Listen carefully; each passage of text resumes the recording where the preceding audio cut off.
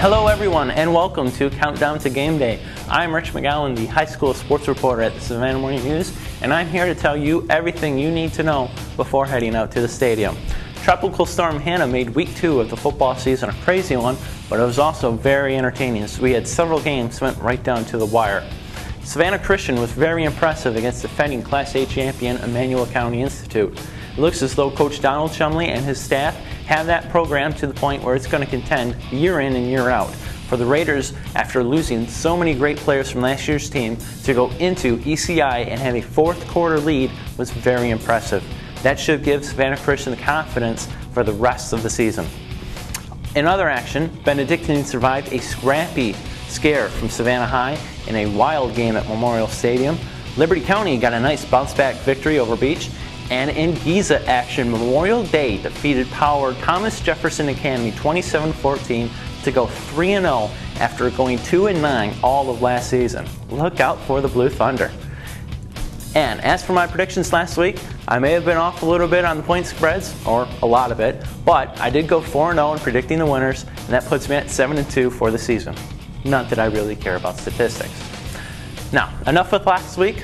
Let's get right into week 3. Now, the Storm last week postponed Johnson's game at Richmond Hill, and so the Atom Smashers should be well rested when they travel to South Effingham. Johnson is led by sophomore quarterback Christian Cooper. Cooper completed 12 of 28 passes in week 1 against Long County for 173 yards and 2 touchdowns, while also leading the team in rushing with 83 yards on 15 carries.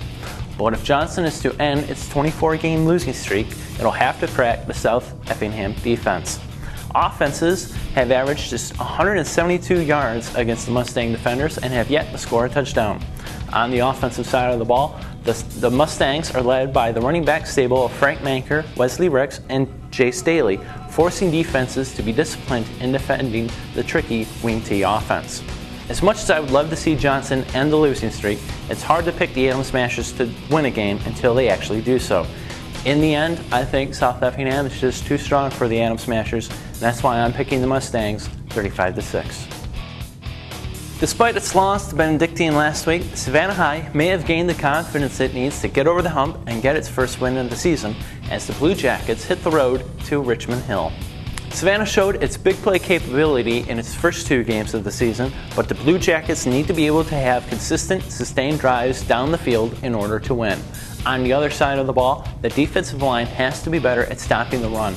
The Blue Jackets have allowed close to 300 yards rushing in each of their first 2 games. Richmond Hill had some unexpected time off last weekend as its game against Johnson was postponed because of Hannah. That means the Wildcats are still feeling good coming off their 24-22 win over Bryan County in week 1. The Wildcats showed good balance in that game, gaining 156 yards through the air from quarterback Matt Williams and 166 yards on the ground from the running game. If they can continue to show that balance, the Wildcats may have their first 2-0 start since 1994. This is a tough one to call as both teams have struggled for wins in recent years, but I think the Wildcats, still feeling good off their win over Bryan County, have the confidence coming into this one, and it's hard to pick against confidence. That's why I like Richmond Hill 24-22. Over in Springfield, Liberty County, fresh off its first win of the season last week over Beach, travels to Effingham County to face the Rebels. Now the Panthers got a big game from their defense last week as Liberty County allowed Beach only 158 total yards of offense while forcing 3 Bulldog turnovers. The offense, meanwhile, had just 1 turnover, a far cry from the 7 turnovers the Panthers surrendered in an ugly 35-0 loss to McIntosh County Academy in week 1. Now the question remains, which Panther team shows up this Friday? Effingham County, on the other hand, enters the game 0-2 and looking to rebound from a 28-14 loss to Athling County. In that loss, the Rebels gave up nearly 350 yards on the ground, and the defense can't allow that to happen again. Offensively, the Rebels went to the passing game more than usual last week, but this team won't win games without its running game, which needs to generate more than the 46 yards it totaled last week. Now this is the first meeting between the schools since 2001, and Effingham has won the last 4 meetings of the series. But I think that streak is going to come to an end this week. I'm taking Liberty County 28-16. On to the game of the week. where Benedictine makes its first foray into the very tough Region 2 AA when the Cadets host Jeff Davis. The Cadets are 2-0 after a pair of thrilling finishes over Windsor Forest in Week 1 and Savannah High last week. While those wins were nice, BC coach Bob Herndon knows the season begins for real with the start of region play. Though the Cadets are new to the region, they know they have to get off on the right foot. I went out to Benedictine this week to talk to Coach Herndon about the importance of Friday night's region opener. Well, I think it's important for every team that gets in region play. The thing you don't want to do is get behind the 8 ball, and get a couple of losses and then have a must game at the end. Mm-hmm. But right now, every game's important. Every opponent has got to be feared a little bit, and hopefully that's what we'll do. Well, one of my first coaching job was at Jeff Davis, so I know that they have a good bit of tradition. The type of kids they have are hard-nosed, have good community support.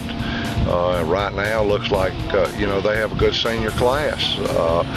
They were 5-5 last year with a very young class, so they're a good football team. I wouldn't say it's one of the top teams in the region, but it's certainly one that can beat you on Friday night. Now the Cadets will do what they do, which is run the ball often with senior Caleb Collins and junior John Williams. Jeff Davis, however, boasts 13 players on its roster 250 pounds or heavier, meaning the Cadet offensive line is going to have its hands full opening holes against a big, aggressive defensive front. Now, it's too early to call this a must-win game for BC, but given the difficulty of this region and a very good Pierce County team looming next week, the Cadets cannot afford to dig themselves an early hole. BC has won 2 close games to start the year, meaning they should be confident should this one come down to the wire. I think it'll be a good game, I think it'll be a close game, and in the end, I like BC to come out on top 20-16. That's it. Thank you very much for watching. Be sure to check back next week for another edition of Countdown to Game Day. For the Savannah Morning News, I'm Rich McGowan.